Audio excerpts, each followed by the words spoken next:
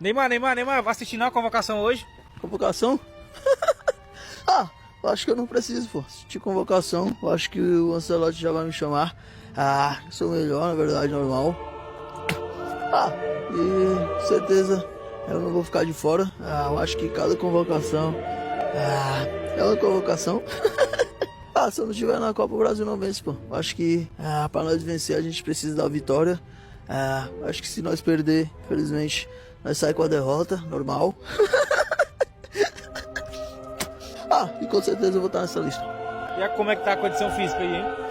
Condição física tá muito bem. Eu acho que tô bem. Eu acho que se eu estiver bem, eu tô bom. Na verdade, eu acho que cada condição física é uma condição física. Eu tô voando, pô. Eu tô voando alto. Sigo na minha luta e trabalhando.